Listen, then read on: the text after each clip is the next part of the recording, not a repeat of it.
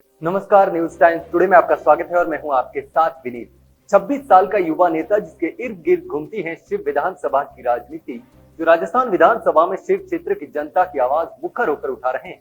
कभी स्टूडेंट तो कभी गरीबों की आवाज बनकर विधानसभा में दहाड़ने वाले रविंद्र सिंह भाटी राजस्थान के सबसे लोकप्रिय युवा नेता है।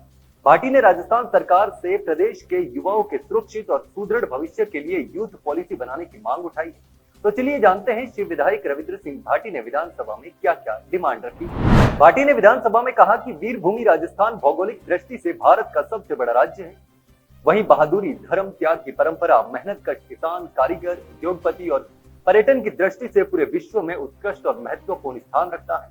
लेकिन आज सरकारी और प्रशासनिक लापरवाही और असफलता के कारण यहाँ 27% बेरोजगारी दर के साथ हम बेरोजगारी के आंकड़ों में देश में सबसे पहले स्थान पर है। राष्ट्रीय बेरोजगारी की औसत 8% से 9% है और राजस्थान में युवाओं की बेरोजगारी दर 27% से अधिक है, जो अत्यंत चिंताजनक और शर्मनाक है। भाटी ने कहा कि वर्तमान में प्रदेश में 88 लाख बेरोजगार, आने वाले 5 सालों में यह संख्या औसतन बढ़कर 70 लाख हो जाएगी।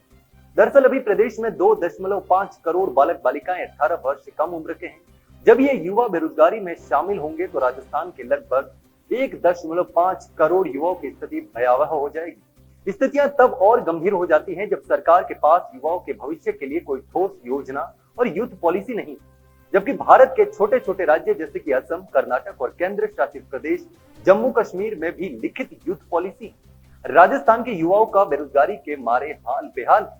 आंकड़े बताते हैं कि 2021 में बेरोजगारी के कारण 5,593 आत्महत्याएं हुई, जो 2019 में 4,531 से अधिक है और राष्ट्रीय स्तर पर यह आंकड़ा बढ़ता ही जा रहा है। राजस्थान के पास सोलर, विंड, खनिज पदार्थ, रिफाइनरी और पर्यटन जैसे रोजगारों के भरपूर संसाधन होने के बावजूद बेरोजगारी का यह आलम है। ये चिंता का सबसे बड़ा विषय है।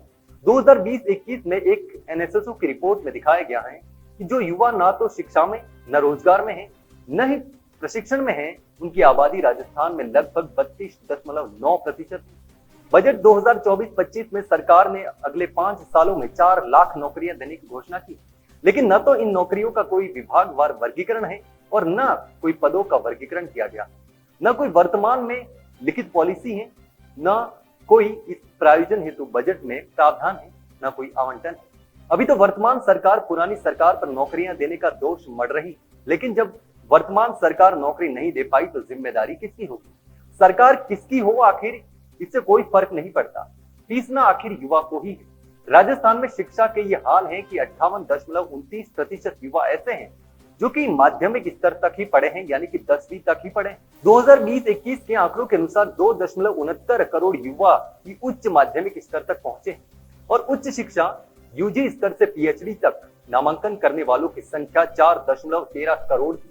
इससे साफ जाहिर होता है कि 6.82 करोड़ युवा या 18.3% युवा आबादी स्कूल और कॉलेज में पढ़ाई में लगी हुई है।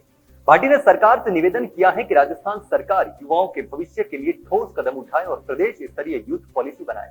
सरकार इसको लेकर लिखित दस्तावेज तैयार करे और संबंधित बिल लाए और हर 6 माह में उसकी रिपोर्ट दे कि कितने युवाओं को रोजगार मिला और कितनों के लिए कार्रवाई की जा रही है। अन्य राज्यों की तरह प्राइवेट सेक्टर में भी युवाओं को नौकरी दी जानी चाहिए ताकि बेरोजगारी की दर कम हो। खैर, शिव विधायक रविंद्र सिंह भाटी ने तो सरकार को बेरोजगार युवाओं की स्थिति से रूबरू करवा दिया है। ये तो आने वाले वक्त में ही पता चलेगा कि सरकार युवाओं को रोजगार देने के लिए कौन कौन से ठोस कदम उठाती है। फिलहाल के लिए इतना ही। इसी प्रकार की तमाम खबरें हम आपके लिए लेकर आते रहेंगे। तब तक के लिए देखते रहिए न्यूज टाइम्स टुडे। धन्यवाद। ऐसे वीडियोस देखने के लिए सब्सक्राइब करें न्यूज टाइम्स टुडे को और जुड़े रहिए हमारे साथ।